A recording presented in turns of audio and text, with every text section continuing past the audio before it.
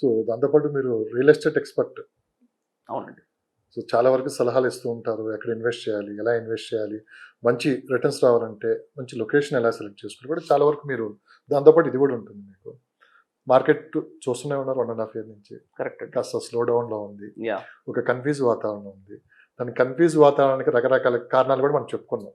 Yes sir. ఎక్కడ మొదలైంది? ఎక్కడ ఎండ్ అవుతుందని కూడా మనకి అర్థమవుతుంది ఇదంతా. అవునండి. సరే ఇప్పుడు చాలామంది ఏంటంటే ఈ కన్‌ఫ్యూజ్ వాతావరణం నుంచి బయటకొచ్చేసి ఇన్వెస్ట్ చేయాలని ముందుకొస్తున్నారు. అది కూడా చెప్పాను కదా మిడిల్ క్లాస్ పీపుల్. చాలా తక్కువ బడ్జెట్ రూ. 1,00,000 లోపు 50,00,000 ఇలా చాలామంది ఎవరి దగ్గర ఉన్న బడ్జెట్ ఎవరికి దొరికిన లొకేషన్ వాళ్ళు ఇన్వెస్ట్ చేస్తున్నారు.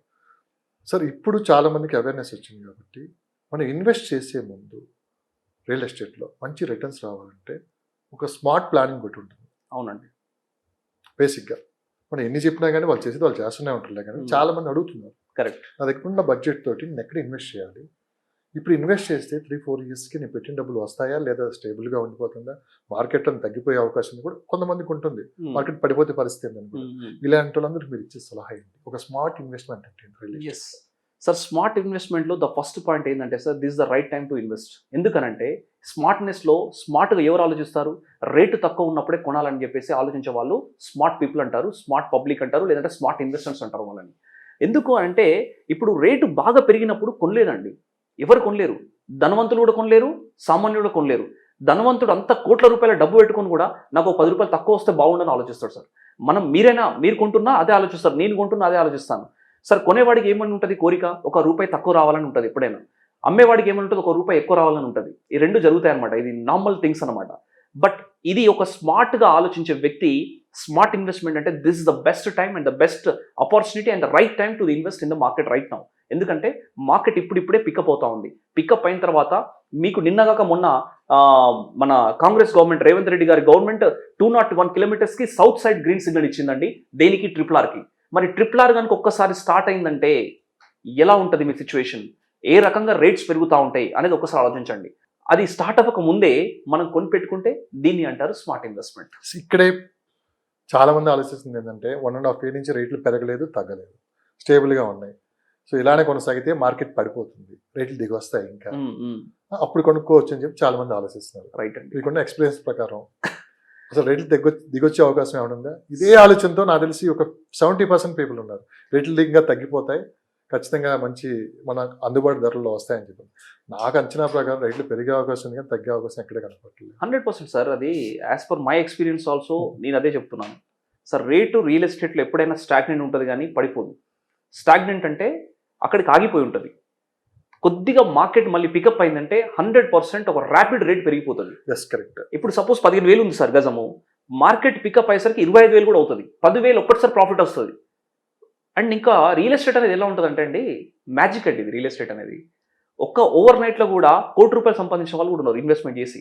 జస్ట్ అగ్రిమెంట్ చేసుకొని, సేల్ డీడ్ కూడా చేసుకోలేదు. Just they have done a sale agreement with the both parties అండి. మీ ప్రాపర్టీ అమ్ముతున్నారని మీరు చెప్పిన తర్వాత నేను వచ్చి మీకు ఏం చేశాను, అడ్వాన్స్ ఇచ్చాను అంతే. అగ్రిమెంట్ రాసుకున్నాను మీ దగ్గర నుండి. మార్నింగ్ కల్లా నేను వేరే వాళ్ళకి సేల్ చేశాను. ఎందుకంటే magic can happen at any point of time in the real estate అండి. అద్భుతాలు చూడాలంటే మనకు రియల్ ఎస్టేట్. సో మరి అలాంటి సిచ్యువేషన్స్లో ఉన్నాం కాబట్టి మార్కెట్ ఎప్పుడు కూడా పడిపోదండి. అండ్ తర్వాత రేట్స్ డౌన్ఫాల్ కూడా అవ్వవు. ఏదైతే ఉందో రేట్ అదే ఉంటుంది, పెరుగుతూనే ఉంటుంది కానీ తగ్గదు. ఇది అందరూ కూడా అర్థం చేసుకోండి. చాలా మంది డిఫరెంట్గా ఆలోచిస్తారు. మీరు అన్నట్టుగా తగ్గుతుంది ఇంకా తగ్గుతుంది, తగ్గినప్పుడు కొనుక్కుందాం. తగ్గదండి. సో ఇప్పటికైనా మీరు కొంచెం మేల్కోండి.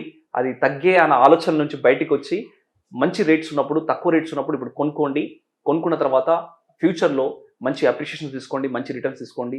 మీరు ఏదైతే కళలు కంటున్నారో ఆ కళల్ని అన్నింటినీ కూడా నెరవేర్చుకోండి అని చెప్తా ఉన్నాను. ఏంటి మీ అంచనా రాబోయే 5 సంవత్సరాలు రియల్ ఎస్టేట్ మార్కెట్ ఎలా ఉండబోతుంది? Hyderabad real estate market night rank report కావచ్చు, కొన్ని రిపోర్ట్స్ బయటకు వస్తుంది. సో కొంచెం టైం బట్టి వచ్చాం కానీ హైదరాబాద్ మార్కెట్ అనేది ఏషియన్ కంట్రీలో ఇప్పుడు 4th ప్లేస్లో ఉండబోతుంది అని చెప్పి అంటున్నారు. ఎంతవరకు? వెరీ ట్రూ అండి. Hyderabad is not an Indian place అండి. ఇండియాలో హైదరాబాద్ ఉంది కానీ హైదరాబాద్ గ్లోబల్లీ ఎంత వినబడుతుందంటే తెలుసా? ఇప్పుడు మనం ఎక్కడికైనా వెళ్ళామనుకోండి, వేరే కంట్రీస్కి వెళ్ళినప్పుడు మన హైదరాబాద్ యో ఫ్రమ్ హైదరాబాద్ అని చెప్పేసి మనకు ఆ రెస్పెక్ట్ వేరేగా ఇస్తారండి. ఎందుకంటే this Hyderabad is a global city. Okay, so ఒకప్పుడు ఢిల్లీ బాగా వినబడేదండి. హైదరాబాద్ కంటే ఢిల్లీ ఎక్కువ వినబడేది. కానీ ఇప్పుడు ఈ రోజులలో హైదరాబాద్ ఎక్కువ వినబడుతుంది ఫారిన్ కంట్రీస్లో. ఎందుకంటే ఫారెన్ ఇన్వెస్టర్స్ కూడా మొత్తం హైదరాబాద్కి వచ్చి పెద్ద పెద్ద కంపెనీస్ పెద్ద పెద్ద ఇన్వెస్ట్మెంట్స్ భారీ మీరు అన్నట్టు రిపోర్ట్స్ ఇవన్నీ జనరేట్ చేసి అసలు హైదరాబాద్కి ఎంత స్కోప్ క్రియేట్ అవుతుంది తెలుసా, ఎంత హోప్ క్రియేట్ అవుతుంది, స్కోపే కాదు హోప్ కూడా క్రియేట్ అవుతుంది అందరికీ. అండ్ ఇప్పుడు ఇంకా గవర్నమెంట్ ఏమని మాట్లాడుతుంది, యూనో ఇండియాకి సెకండ్ క్యాపిటల్ హైదరాబాద్ చేయాలంటున్నారు. మరి హైదరాబాద్ గ్లోబల్ సిటీ కాబట్టి ఈ మాట వినబడతా ఉంది అందరికీ. సో ఇవన్నీ చూసి మనం ఇన్వెస్ట్మెంట్ చేస్తే హైదరాబాద్లో తిరుగు లేకుండా మనం ముందుకెళ్తా ఉంటాం. అండ్ హైదరాబాద్ని ఎవరు కూడా ఆపలేరండి. Unstoppable growth of Hyderabad, nobody can stop అండి. మీరు ఈరోజు నోట్ చేసుకోండి నేను చెప్పే మాట, మీరు ఏ గవర్నమెంట్ వచ్చినా కానీ గ్రోత్ని స్టాప్ చేయలేరు. ఎందుకనంటే హైదరాబాద్కి 60 సంవత్సరాల చరిత్ర ఉందండి. 60 years ఆఫ్ డెవలప్మెంట్ హిస్టరీ జరుగుతూనే ఉంది. డెవలప్మెంట్ లాస్ట్ 20 years నుంచి జరిగింది వేరు, అంతే కదా. మనకి 2000 నుంచి తీసుకున్నామంటే 25 years నుంచి ఎంత వాస్ట్ డెవలప్మెంట్ అండి అది, ఎంత fast and vast rapid development జరిగింది మరి హైదరాబాద్. సో రానున్న రోజులలో ఇంకెంత బాగా డెవలప్మెంట్ కాబోతుంది అనేది మీరు ఒక్కసారి ఆలోచించండి. ఒక్కసారి కనుక RRR కంప్లీట్ అయిపోయింది అనుకోండి, అసలు ఆల్రెడీ రేవంత్ రెడ్డి గారు మొత్తం RRR వరకు HMDA జోన్ చేసేస్తారు. ఓకే, HMDA లిమిట్స్ అయిపోయింది. మరి HMDA లిమిట్స్ అయిపోయిన తర్వాత ఇప్పటికి కూడా ఇంకా మనం ఆలోచిస్తూ ఉంటే, పెట్టుబడి పెట్టాలని ఆలోచిస్తూ ఉంటే, రేపటి రోజులలో అన్నీ వచ్చిన తర్వాత మనం కొనాలంటే కొనలేము. ఏది లేనప్పుడు మనం కొనాలనుకున్నప్పుడే కొనగలుగుతాం. కాబట్టి హైదరాబాద్కి తిరుగు లేదు. హైదరాబాద్లో ఎవరైనా ఇన్వెస్ట్మెంట్ చేయొచ్చు.